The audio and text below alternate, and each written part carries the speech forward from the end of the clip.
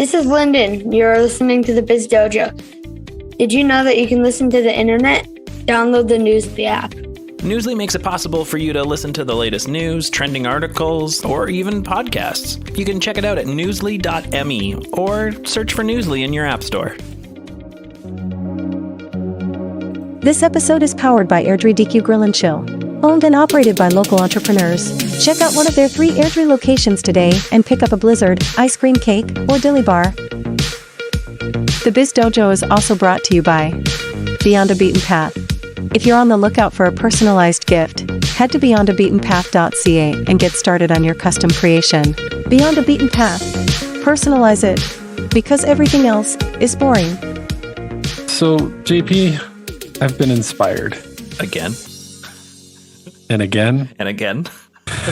When I look back at the last 9 months, it's hard to believe how much progress I've made personally.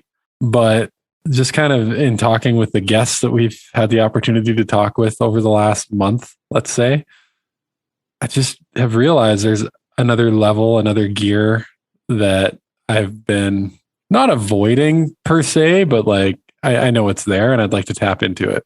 So what I've actually signed up for a program with someone that I met on Instagram. LinkedIn and Instagram. I can't tell you how many people I've connected with this year.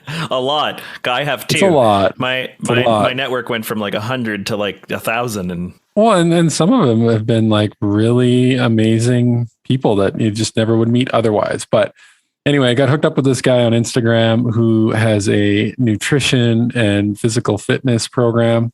And I've kind of been looking for one of these for a little while now and just, haven't quite found the right fit. And, my body wasn't necessarily where it needed to be either. I've been struggling a lot with, I would say like lower body issues, pulling and straining and just things not quite feeling right as I've adjusted to, I'll call it a new body. Like when you lose as much weight when as you I lose did. a person. Then yes, there's like a whole adjustment, and I finally kind of got to a place where I'm feeling really good. And big shout out to Dr. Karen Quinn, who is a chiropractor that I've been seeing recently.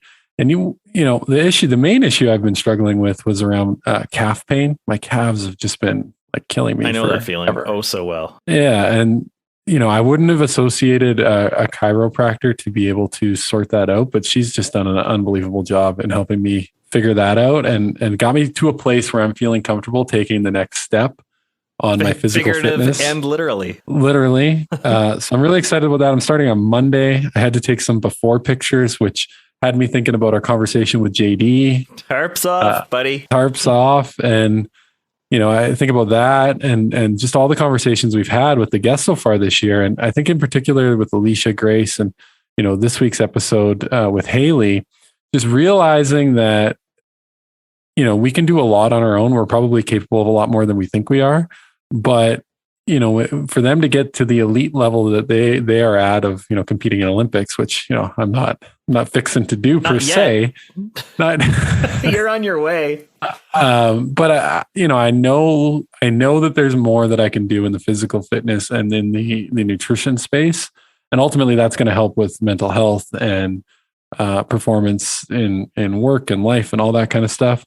And just sort of being inspired by the fact that they have, a bunch of different coaches, right? Like they've got the sports psych, they've got a conditioning coach, they've got like the on field coach. And it just got me thinking like, okay, I've come a long way, but in order to get to the next layer, I've got to get help from someone who knows things that I don't know and can help me tap into things that I haven't seen yet. We talked about that a bit on this episode and in the past, where we dive into the thought that a coach is just for beginners. And I think a coach at the beginning is the most obvious entry point for using a coach. But everyone who is at some sort of high level or elite level in sport or business or anything in life typically has a coach, someone to be there to help support you, guide you, help you find your own inner strengths. It's odd that so many people veer away from coaching or think that a coach isn't necessary in those spaces. Like they unlock so much for you. Yeah, couldn't agree more. And so I'm excited. I'm hoping to kind of post some of it as I go along. It's going to be a totally new experience. I'm going to, hopefully tap into more of the weight-based training and just some of the stuff that I've never done before. I've done a lot of cardio, a lot of HIIT, some yoga, things like that. But, I know there's a whole other level. It's my jam right now. HIIT is totally my jam right now. I do need to get into the weight stuff, but those like just a 30 to 45 minute high intensity training session, like that fits in anywhere in my day and just makes me feel so good. Totally. And there's so many apps and so many resources available to anyone who wants to do that. It's easier than ever to get a good workout curated basically for you at any given time. I think the thing I'm most excited about though in this whole program is going to be the nutrition. I know that is, my eating habits suck. I've gotten a lot better from where I was. And, interestingly in this episode, it was interesting to pick Haley's brain a little bit about plant-based diet. And that's, something I'm interested in. I don't know that I want to go full vegan per se, but I think having a more plant-based diet is something that I'm going to look at. Yeah. Not all plants, but more plants. Yeah. My struggle is always like chicken wings for me are just, there's something about them that I don't think I could give them up. I think my addiction level with chicken wings is far too great for me to be able to pass them up, but I certainly have opportunity to increase the plant base of my diet. I'm curious to learn more and hopefully if that's something that interests you, you can get something out of this conversation with Haley. One thing that, we wanted to preface before we get into it is, it was a real honor and privilege to be joined by Haley. She just got back from the Japan Olympics. I'm so inspired by so many aspects of what she does and how she shows up in the world. And, consciously, we talked about this before the pod, like, wouldn't it be cool if we could have a conversation with her and maybe not even talk about the Olympics and more just get into her mindset, how she approaches life and learn a little bit more about, Haley Daniels, the person versus Haley Daniels, the Olympic athlete. She's just a super interesting person to begin with. Like, and she's so much, like all of our guests are so much more than their title that they have or the thing that they do. Like, it was a bit of a challenge, I guess, between the two of us. Can we do this without even saying the word Olympics? Probably not, but really focusing on some of the things that she brings to the table and does outside of the Olympics or that help her with the Olympics that nobody would really put the pieces together without having that conversation. It was nice to do. Well, and even what she's learned from being an elite athlete and applied to her regular life. And honestly, like my sense is she's still figuring it out, like all of us, right? Like, there's this perception of having a professional and a personal version of yourself, whether you're an athlete or in business or whatever. And, I've come to believe that I don't think that that's true. I think we're one person. And, Haley did talk about that. Elite athletes are really good at compartmentalizing things. And when you get in, to sort of figuring almost to their detriment at some point, like you got to figure out who you are and realize that all these things are connected and you can't just put it in a box. And I'm sure that, many people struggle with that. And so it was really cool to provide the space for her to share some of those experiences with us. And it's got me inspired and thinking in a different way on a bunch of different subjects. Yeah. And I think that, I've certainly got inspiration from every one of our seasons are a little bit different and every one of our episodes is a little bit different. And there's something I've taken away from every piece. So maybe just heading into the episode, people can take a moment and, think about something that you've heard or on the podcast or otherwise, or read or been a part of recently that's been inspirational to you and how you can leverage that for yourself going forward.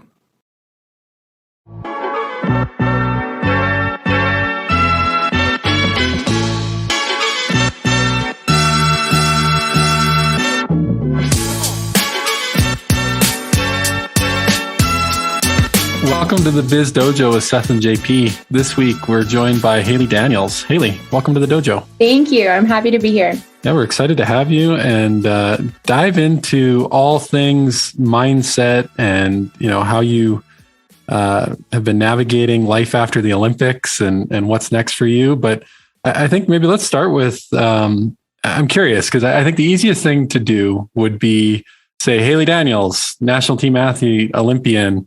But I'm wondering, like, how do you introduce yourself to someone when you just meet them? Is that where you start, or like, who are you? How do you describe who you are? I mean, it definitely depends on the setting. I mean, if I'm at an event and I'm looking for sponsorships, like I've got my 30-second elevator pitch ready at hand. And definitely I pop in that I was an Olympic hopeful, now Olympian in there. But I would say just me, Haley, I'm still trying to kind of navigate that, to be honest. There's such a strong tie connected to your identity as an athlete, and there's not a lot of separation. So I guess if I were to like put it in words of things I love, I'm an advocate, I'm a sister, I'm a curious adventurer, a dog mom, outdoor person, and born and raised Calgarian. That's awesome. There's so many things in there. So many doors make it open. Yeah. How much has that changed since coming back from the Olympics? Like, not your list of things you do, obviously that hasn't changed, but how much have you felt internally your own identity has changed, or how much has been kind of, I guess, pressed upon you as a result of having been to the Olympics? I think that's maybe something people don't think too deeply about. I mean, it's still weird for me to even call myself an Olympian. It's even weird to like say I came back from the Olympics. Like I got the tattoo, it's on my arm and it still feels weird. Like it's still very fresh. We're about a month and a half out from my race. And I think for so long, like I had called myself an Olympic hopeful. And when I was introduced in interviews or in different settings, a lot of people would call me an Olympian. And I was very quick to say, okay, no, I'm not an Olympian yet. I really hope to be, but you got to make sure, like, because it's just such a prestigious club that I really wanted to be a part of. So now coming home, it's been awesome, and I feel so proud of everything that I've been a part of. But I feel like I need to like adjust my relationship with it a little bit, because everyone wants a piece of me, and I am having trouble managing like where I get my own time. So that's kind of how I feel right now. So I'm happy to be here though, so don't worry about that. I was going to say, this is the shortest interview we've ever had. Have a great day. I'm really, really happy to be here. I love what you guys are doing, and it's just, I think for me, coming home as an Olympian has helped me reassess where I want to put my time and who I want to spend my time with. And I think making an impact is really important, and sharing it with people that are, really creating that space in my community. And so that's what you guys are doing. So yeah, that's the long answer to the short question. Just sort of picking up on something you said there.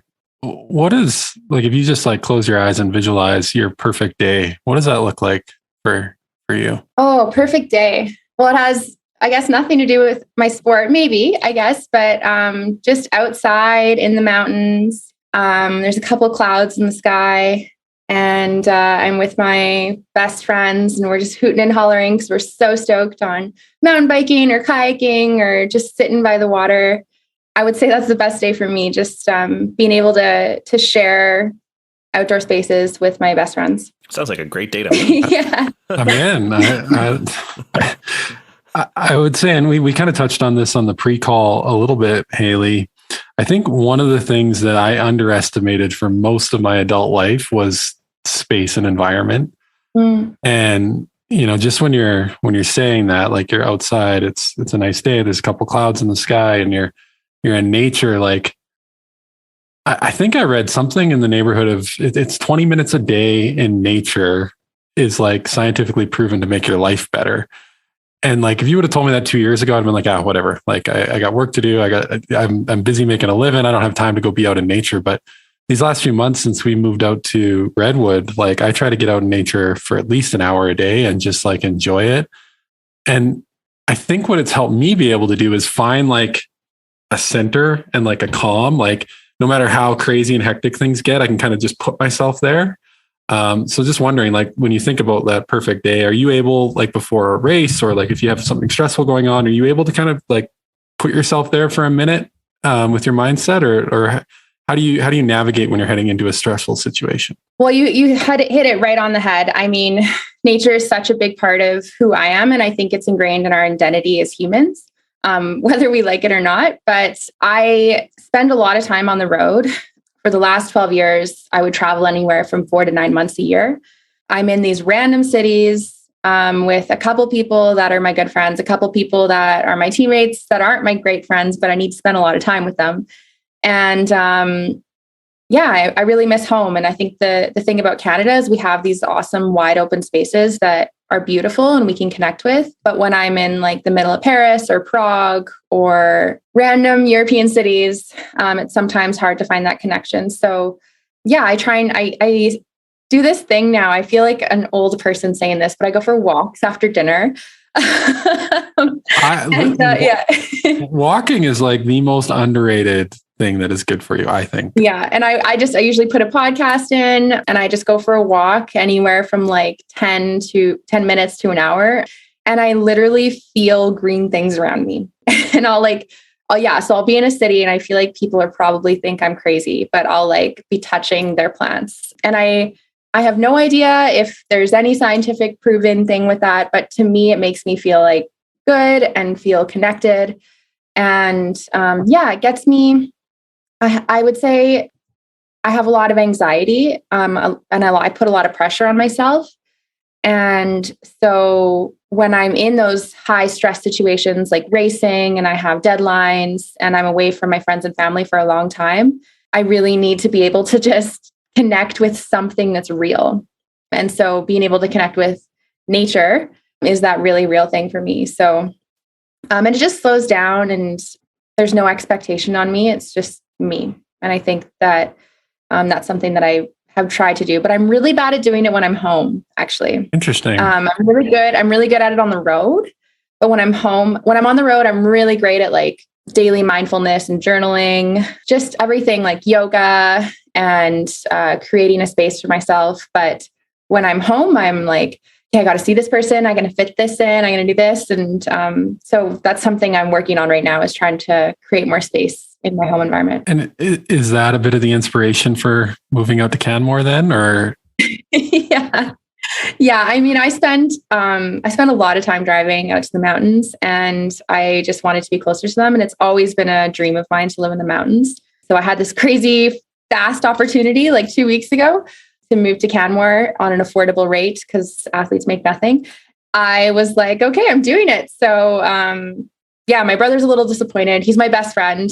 He's also my brother and I live with him right now. And so he's like, I knew this was going to happen, but I thought it was going to be like a year from now. I didn't think it was going to happen right away. And I was like, realistically, Hayden, you're going to be like at my place just as much as I'm going to be back in Calgary. So absolutely, that was a spark, is I just want to be around people that think like me, that have a passion for the mountains. And then I just want to be closer to the mountains and be able to sleep a little extra before a ski day.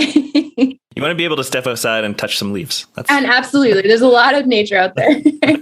Also some like serious like bears and cougars and everything is up. That is a thing that I am learning about with living out in Redwood. Yeah, absolutely. I go mountain biking on my own a lot. And I ran into a bear a couple times last year.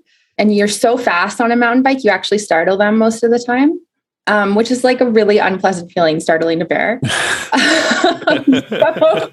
I've been reassessing mountain biking on my own. Definitely, I always go with bear spray now, but yeah, it's definitely full on. I have a very simple question. It's probably like got layers to it, but I'm curious, Haley, what are you grateful for? I've been dabbling a lot in like mindfulness and gratitude, and we talked to Alicia Rissling. I think you guys know each other. And she talked about having a gratitude journal and just really trying to grow in that space. And just, what are you grateful for? So I'll preface this with a story and then I will talk about what I'm grateful for. So when the pandemic all started, we all had various levels of ways that we were affected by it. And for me, I was 4 days away from flying to Brazil for my final Olympic qualifier, and then we were grounded. Pretty intense. And I know we all had emotional levels, but it definitely messed with me. And I hoarded groceries and everything. I did it all. I was able to connect with a group of ladies who were all working towards Tokyo in different sports through the Canadian Olympic Committee. It was called an athlete co-op. We met once every 2 weeks and it was virtual. So we all met through a Zoom. And we had a facilitator, and she really opened us up to things we were concerned about and how we could support each other.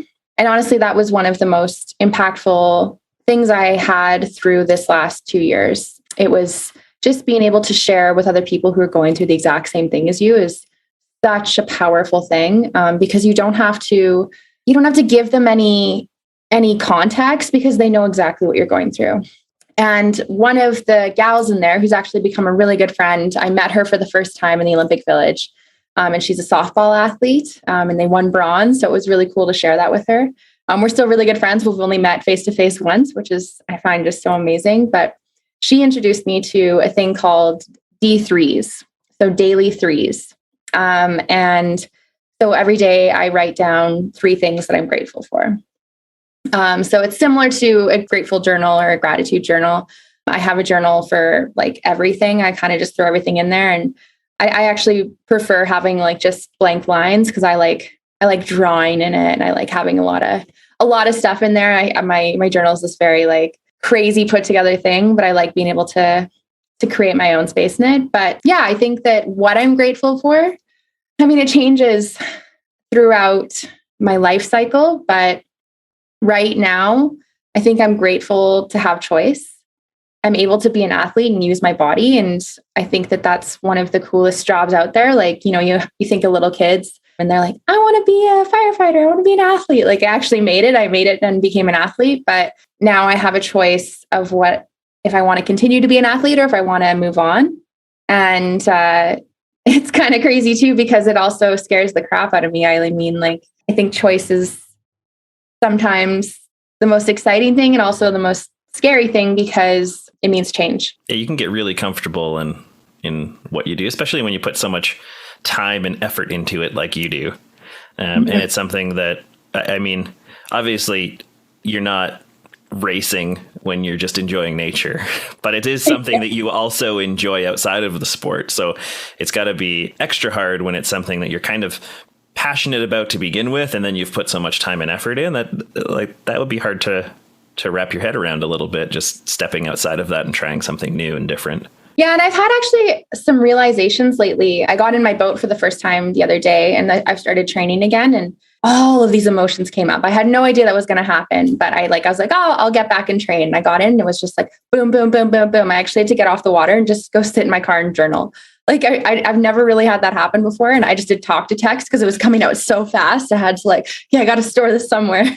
But one of the things I realized is like, as athletes, we're like expert compartmentalization people. So we're really, really good at processing something that happens to us, acknowledging it, storing it, and focusing on the present moment.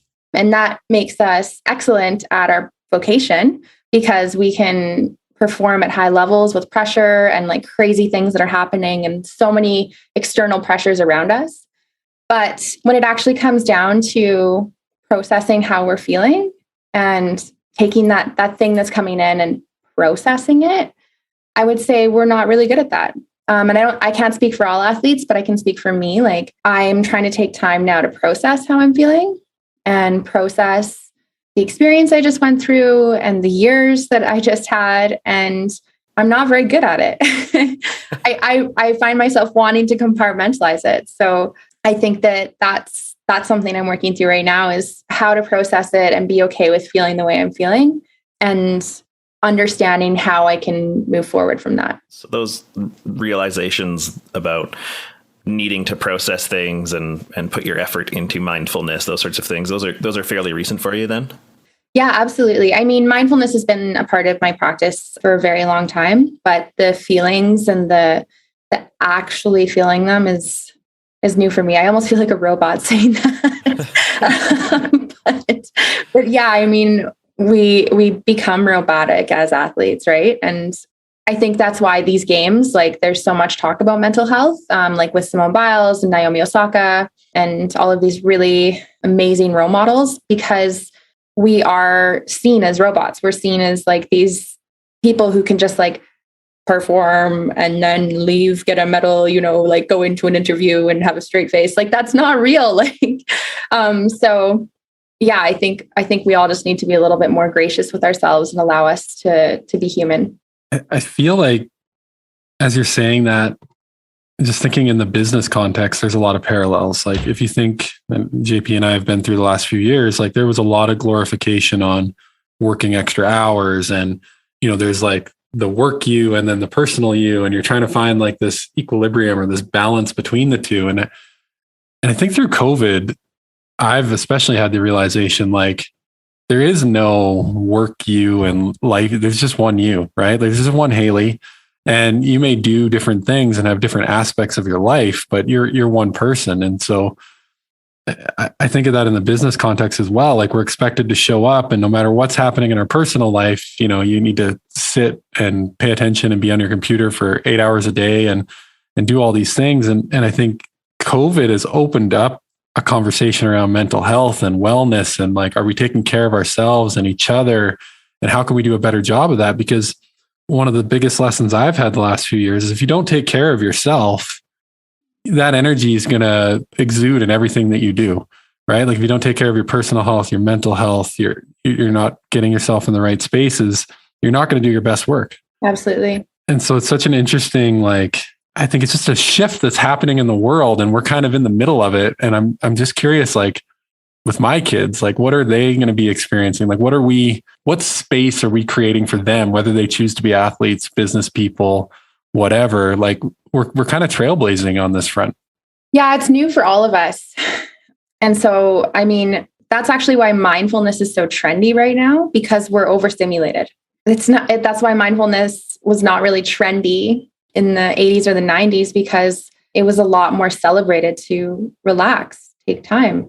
There's so much to debunk there, and that's something my sports psych has told me. But I think that my navigation of looking at what's next, Paris is still very much so on the horizon. It's 3 years away, but I think like what I want in my next career, I always thought that I wanted to kind of jump into like crazy tech or like work for Facebook or something. Or I always thought I would kind of do something big like that. But now what I'm realizing is I think the most important thing to me is where I live and having a balance and flexibility and autonomy over my day. And I think that's the biggest silver lining of the pandemic is like, we can work from home. We can spend time with our families. We can go for a walk with our dog in the middle of the day. We don't have to bring a lunch with us. We can make a healthy meal out of our fridge. Like there's so many amazing things like that. And don't get me wrong, being in the office is also amazing. There are downsides to remote work, but I think for me, like remote work allows me to be very productive, but also be happy with being productive. Well, I think if I just pick up what you're putting down there, like you're coming at it from what is the lifestyle I want, and then I can match what I do to that versus having to match a lifestyle to what you do. Exactly. Now my aspiration is more the lifestyle aspect of it versus the what. Not so much what I work for, it's who and how I work for them.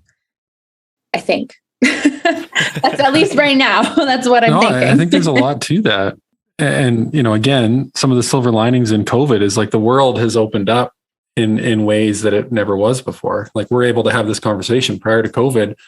There's no way JP and I probably start a podcast like this because up until that time, everything was like in person. You had to have a space. It was, a lot of more overhead and that kind of thing. But being able to Zoom and connect with people all over the world, it's just opened up doors that just simply weren't there before. So I love that concept though. And I have thought a lot about that. Like, what is the lifestyle I want? What is the space I want to create? How do I want to show up every day? And then what you do just kind of starts to become clearer instead of working it the other way, where all of a sudden you're living this life and you don't know why or where it's going. Mm-hmm. Mm-hmm. And how you do what you do. Like, has that, like for me, I've changed some things in my life for sure. And it's changed the way that I work. It's changed my focus. Have you found, Haley, that over time, as you've focused more on mindfulness and you've started to get more into that world, that it's actually changed the way that you do other aspects of not just training for your sport, but other parts of your life as well? 100%. I get chills even talking about that. And that's actually something, even to just talk very basic mindfulness, but a podcast I listen to quite often is called Finding Mastery. and it's the sports psych for the Seattle Seahawks. And and I love how he does this, and I've totally picked it up, but he assesses his days and being grateful for what he's doing based on how many times a day he gets chills. And I think we are so fast paced that we sometimes don't realize that our body's reacting to something like chills, getting chills like that, like the little like goosebumps on your arm. That's your body saying, I recognize that. I feel that. But sometimes we're so fast and we're going, we don't feel it. We just go. So I've been even trying to just feel when I have goosebumps or when I have something like that, because that's me connecting with something. And I mean, breathing is a huge thing. I listened to Alicia and Grace's podcast, and Grace talked about box breathing. That's something that I do quite a bit of. I do it a little different because I do longer inhales and then longer exhales, but breathing's just been something that I have added into everything I do. On the water, before I go, I usually do an inhale for 4 seconds and then a long exhale out of my mouth for 8 seconds. And then I repeat the same 3 mantras to myself. So look at the gate and go, trust and believe you've got this. And then when things kind of go awry, or if I make a mistake, I go, okay, just regroup, trust and believe, trust and believe. And I just keep on repeating trust and believe until I cross the finish line. That actually has translated into other things. So like if I'm super frustrated in traffic and I can feel myself boiling, I can feel myself like my shoulders are rising and I'm gripping the wheel. I have negative thoughts in my head, like a story starts unraveling. I'm going to be late for this. And then this person's going to be mad and da, da, da, da, da. And then I try and just stop. And I'm like, well, okay. So realistically, if this person's really mad at me because of something that's out of my control, why am I worried about impressing this person? Realistically, this is out of my control. So what can I control right now? I can control this moment. So I can control my breath. I can control what I'm looking at, how I feel, and that's the impact on my body. And so I've been trying to kind of do that in everything I do. There's actually a woodpecker just above me right now. So if you hear some pecking, that's out of my control. quite literally. Timely. Yeah, there's a woodpecker in our neighborhood. So it happens. It happens. That traffic story, I mean, I think that's relatable to everybody. And I had a similar, last week, I was on my way to our softball playoff game. And I got out of the house a little bit late. My day went a little bit long, and I don't know if you've been on Stony on the south end lately, but it's a mess and all the exits were closed that I needed. And I ended up getting turned around backwards, and I was going to be 15 minutes late. And there's a minute there, or not a minute, but there's a moment where I'm not hyperventilating, but I'm going to be late and then everyone's going to be mad. And then and I took a deep breath and I'm like, you know what? It is what it is. I'll get there when I get there. And when I pulled up, I'm thinking I'm late. People are going to be disappointed or upset or whatever. And I just walked up and it was literally my turn to bat. It was everything timed out perfectly and nobody cared. And it was all in my own head. And that deep breath brought me to a place where, the 15 minutes where I was driving, instead of hyperventilating or being worried about what everybody else thought, I was just I'll be there when I get there and it'll all work out. And it did. Mm-hmm. I imagine this this moment where you just come out from the parking lot. It's just this dramatic moment in softball history where there's smoke and lasers and you just step out with your bat on your shoulder and point to where you're going to hit your home run. It was none of that. Someone was just oh, didn't know you showed up. Good to see you. And then I just walked out and hit the ball. That was it. Get out there. That's funny because we talked about this recently. I forget which of our pods, but I feel like we talk about it on a regular basis, but I'll bring it up again because it's something that's impacted my whole life, which is my mom used to say regularly to me, and she still does, that, there's 2 types of things in the world. There's things you can do something about and you don't have to worry about them because you can do something about them. And there's things you can't do anything about and you don't have to worry about them because there's nothing you can do about them. You're not going to make any changes. Mm-hmm. And I really feel like that's shaped a good portion of my life. And I guess in that vein, Haley, what would you tell your 10-year-old self as the thing to start doing that you really wish you had started doing sooner, that's going to help shape the direction that you go? Been thinking a lot about this lately, just reflecting back on everything. So dear 10-year-old Haley, you've got this. Yes, the world is crazy. Yes, you chose a profession that you make no money at, but you love it. But know that you are doing it for you and no one else. Keep on pushing and keep on persevering because it's worth it, but don't do it for other people. And remember that impact takes a long time. So you just have to continue to follow your passion, and that impact will resonate. I feel like that was Dear 10-Year-Old Haley / JP.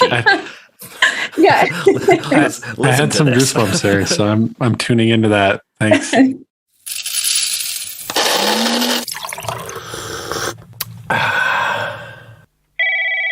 Hey, thanks for calling the Biz Dojo. What can we do for you? Yeah, hi. I was wondering if I could order some coffee, please. Oh, of course. Were you looking for the Master's Medium Roast or maybe some Dojo Dark Roast? Oh, yeah, I'll take some of each. Oh, shoot, hold on a sec. Yeah, what can I get for you? So, venti, soy, tazo, chai, latte. Coming right up. Sorry about that. Yeah, I'll take a Master's Medium and a Dojo Dark. They're so good.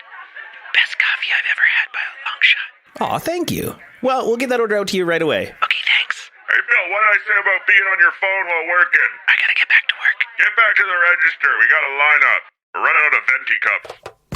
If you're looking for a great cup of coffee, save your bucks and reach for the star. Biz Dojo brand coffee. We're ethically sourced and Canadian roasted, so you can be sure that it's going to be an incredible taste. Just send an email to coffee@thebizdojo.com and we'll get you started. Hello, this is Erin Evans from the Erin Evans Podcast, and you are listening to the Biz Dojo. Maybe since we're on the mom advice / talking to younger selves, we do have our weekly question from Mama Seth. And she did a little bit of research, and well, Mama Seth's questions are getting more complex. She's going all in. She's added research to the game. Soon she's going to have a team that helps her create the questions.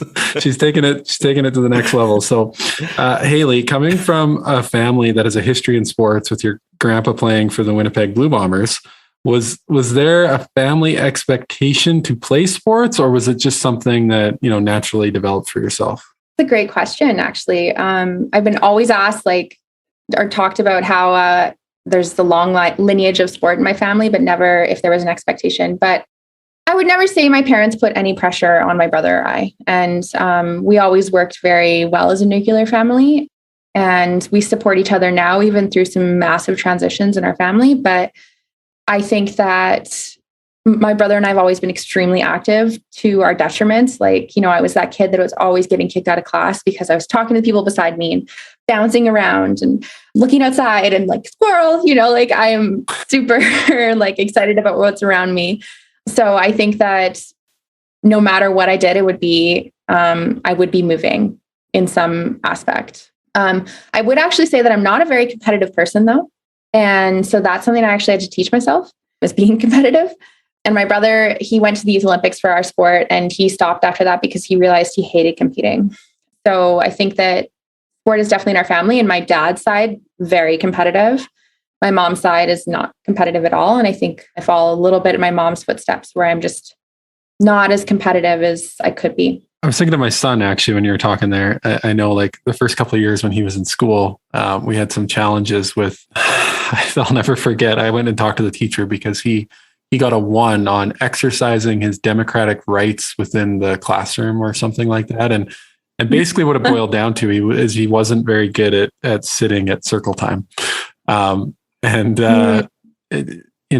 know. He was like a 5-year-old boy. And I was like, there's probably, more to it than that. But anyway, I just think, I think providing them with an outlet to get that energy, that's been my thing for my kids. I don't care if you become a professional athlete, odds are you're not going to, but if we can, get you into something that you love to do and you get energy out and you meet people and you learn new skills, to me, that's the approach that I've taken. And I think, he's in basketball right now at CYDC in Calgary, and every time he's super amped up to go. And when he's done, he's like, it's that was awesome. I had a great time, and there's no forcing, there's no expectation. I just want him to have an outlet for that energy and to have fun. Yeah. And I think like, when I got into paddling, like I was actually like getting in trouble a little bit at that age. And my parents were like, "Okay, we're going to keep driving Haley to training because this is keeping her out of trouble." So there was, I wouldn't say it was pressure, but it was definitely like an expectation to stay out of trouble. So that's kind of why I got into sport. So one of the things I know you're pretty passionate about is, connecting with the younger generation and working with youth. And I was watching a video where you were talking actually about the positives of social media. So I thought maybe, that's such a dynamic space. There's, I think we talk a lot about the bad things, and we could touch on that too. But what have you found to be positive about social media, and how have you used that platform to connect with the younger generation? Yeah, I mean, social media is ever changing. I've yet to get onto TikTok. So we dabbled. It hasn't been great. Yeah, I have an account. I've done one video on there, but a lot of my income actually comes from Instagram. I got on early in the influencer stage. I'm not as big as an influencer as a lot of people, but a lot of my sponsors are linked to social, and it's so fun to create those videos. I worked with Subaru Canada a couple of years ago, and we did a road trip across in the interior BC and Alberta, and we got to have like professional photographers out and go do crazy stuff. And then I had to get pictures and then copy to Subaru Canada at a certain time of day. And at one point we were in Golden, and we we drove up the mountain, paraglided off it, then mountain biked back up it, then kayaked down, wow. And then like heli boated. Like, it was just crazy. It was such a cool day. And I was like, man, this is my job. Like, this is so cool. Day? Yeah. How did that sounds like a week. How did that not come up in the best day combo? Sunrise and sunset. Yeah. It was a golden day. That was the theme. We worked with Golden Tourism to have a golden day. So yeah, but I mean, the positive social media, like being able to connect with so many amazing people. Here's a crazy story. So I was in Solcan, Slovenia at a race, and it was World Water Day. And I tweeted to WaterAid Canada, "Happy World Water Day. Like, thank you so much for preserving water for like people that don't have access to water like we do." They tweeted back and they said, "Thank you for being an advocate, da, da, da, da." They sent me a DM. I became an ambassador with WaterAid Canada just through that tweet.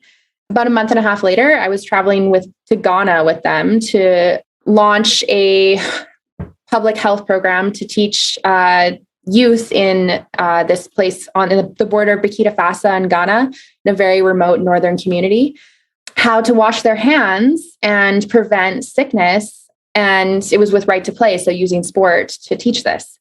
And that's the power of social media. That's so cool. I mean, it was literally through a tweet. So I think like there's some amazing things that come out of it, and it's been such a cool thing for me to be a part of. But yeah, there are some negatives. I mean, my life is on display all the time, and I also have commitments, so I have to be making these posts once a month, once a week, whatever it is in my contract. And sometimes I just don't want to do that. I don't want to have to be peppy and be in front of a camera or something like that. But it's also how I pay my bills, how I pay my groceries, things like that. So just have to be real with, I guess this is my get to. So I know you wanted to talk about this, so I'll lead into it. So my sports psych and I have developed this amazing mantra that my team here, my coach, Mike Holroyd, took on, and we got stickers made and everything. And it talks about how we get to do the things. We don't have to do anything. So just reframing that mindset in your head. I get to use social media as a tool of how I get paid and how I share with the world what it's like to be an athlete. And I don't have to do that. I could be doing something else, but I get to. So yeah, that's kind of something I bring into everything I do. Yeah, I love that. It was around Christmas time last year. I saw a video. I think it was Daniel Pink. He's an author. He's done he has a really good masterclass if you haven't checked that out, but he had a quick little video on LinkedIn, and it was about going for a run and just reframing it from I have to go for a run to I get to go for a run. And it's just like one of those little Jedi mind tricks I use myself, where it's like, oh, I have to go to this meeting. No, I get to go to this meeting. I get to support this team. It's simple, but I find it very effective. Absolutely. Yeah. I mean, it's playing a trick with your mind of gratitude and mindfulness. The moment you say, I get to, you understand your privilege to be able to go do that. Talking about my experience in Ghana, like, a lot of those kids don't have access to clean water. You get to turn the tap on. You get to have access to a private toilet in your house, not a public toilet. You get to have food on your table that you chose, right? So there's so many perspectives there that I think we lack sometimes because we get so stuck in our bubble, and we need to remember that we're really, really lucky. Is that how you, when you have those commitments, is that how you reframe them? You were talking about some of the commitments you have to pay your bills, which I think can make it even more difficult to get into that mindset of I get to versus I have to, because the one thing you probably have to do is eat at some point. So is that also how you reframe that for yourself in those contexts? I mean, I'm not a superhero. I definitely sometimes I feel like I hear myself complaining, and I'm like, hey, you need to check yourself, Haley. Like, this is a really grateful thing. But yeah, I really, really try to. And I really try to just remember that I get to be doing these things. And if I didn't want to be doing it, I could just stop. Actually, I listened to a really interesting, last year, Chris Hadfield presented to all the Canadian athletes through Zoom when the pandemic happened. And he said something really interesting that resonated with me. But there's a greater cost to quitting than there is just seeing it through. And that just sang so true to me, because it's true. If I were to just quit right now, I think one, I'd have to deal with my thoughts. I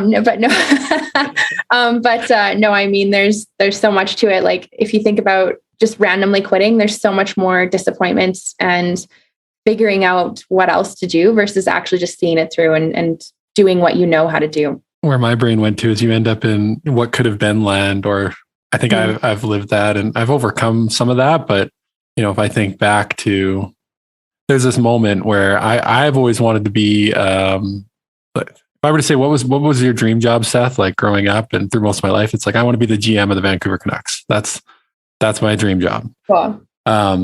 And I had this opportunity to go and meet with, I think it was at SAIT or UFC, and this is like 12 years ago, to get into the sports management program. And I didn't go. I had a meeting booked and I talked myself out of it, because it's like, no, I got to work for a living. I got to pay bills. I got to do all these things. And I probably spent like 5 years going like, what if I had gone to that meeting? Like, where would my life have gone? And like, being in that space sucks. Like, the what if, and in that case, I didn't even get started. It was just whatever.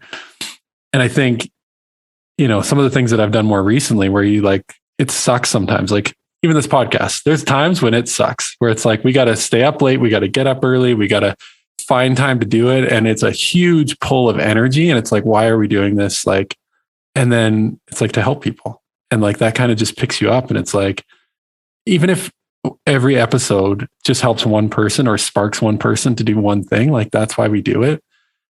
And we can't quit now. Like, we're into this thing. And like, I don't know, it's just, it resonates with me. Like, if you start something, see it through. It's not everything is going to be fun and enjoyable and a great time day in and day out, but how you approach it, the energy you bring to it, and the things you'll learn from it, it's all worth it, I think.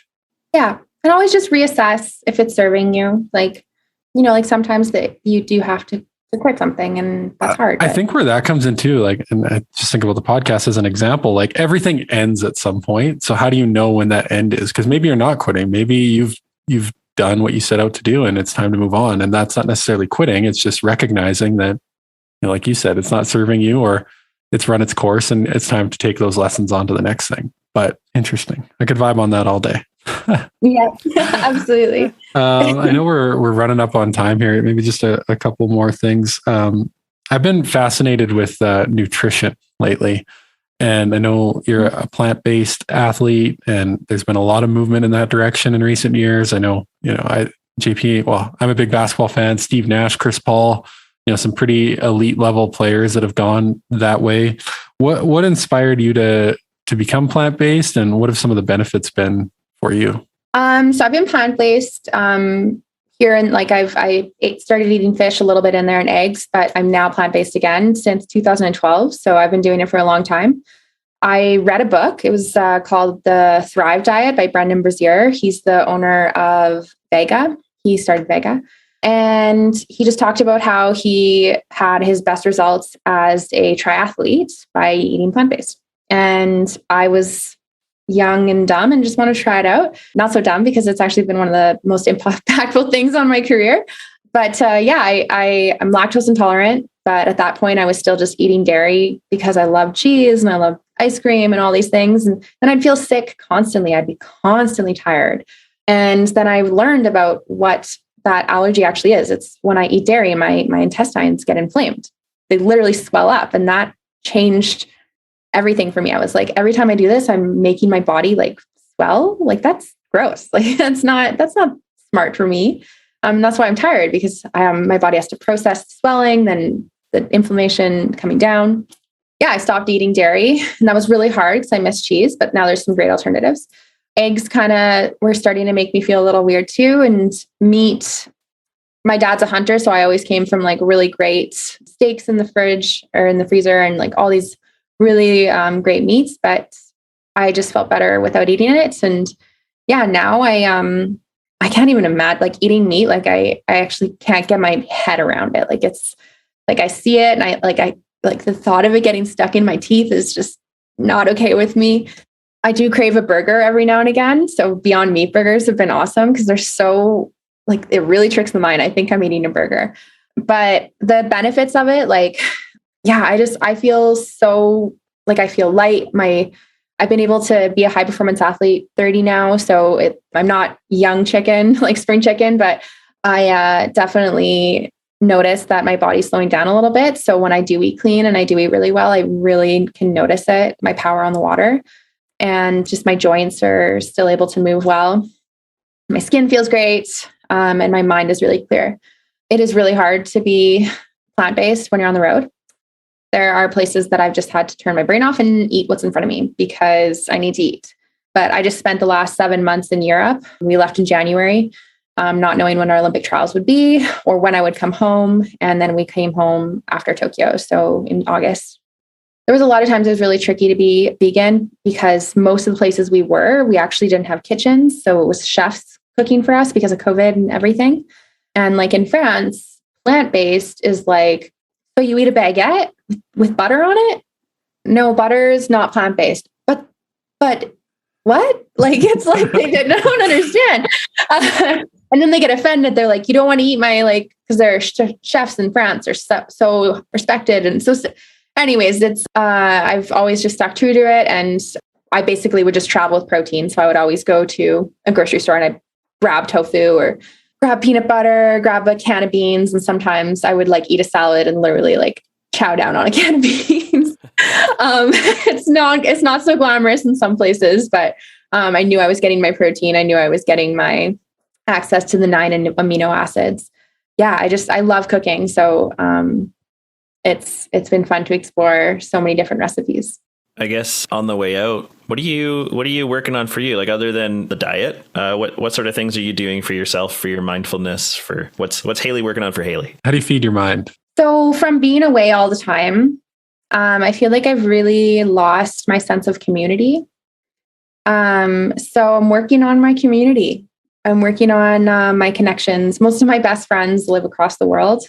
So I still talk with them, but I can't connect with them face to face. So yeah, just trying to be cool with hanging out with myself, but also meeting new people and trying to establish those connections. Yeah, what am I working on?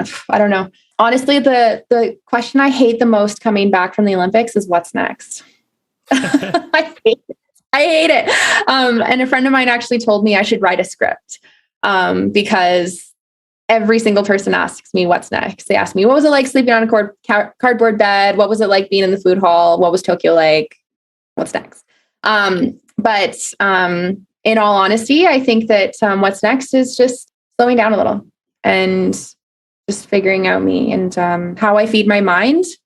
I listen to CBC radio. That's JP's jam. Yeah. High five on that. I think it's one of the most underrated. I love CBC. I really think that they do a good job of looking at both perspectives of everything. I listen to a lot of podcasts. You guys are doing an awesome job. I try and ask more questions, spend time with my parents, and I draw. I love drawing. So between the lines in your journal. And between the lines in my journal, yeah. So just trying to create space for me and listen to my body when I'm tired. Like, don't just push through it. Like, actually, like, hey, I'm tired. Like, what am I taking off my plate today? Instead of pushing through. Amazing. It, so. Well, best of luck with the move today. Thank you. And we really appreciate you coming and sharing with us. And this was awesome. Yeah, thank you. Hey, thanks for listening to today's episode. If you like what you heard today and you'd like to tap into your inner wisdom, check us out on thebizdojo.com, Instagram, LinkedIn, or Facebook. Or send us a message for a free discovery session to coaching@thebizdojo.com. We hope to hear from you soon. See you next week.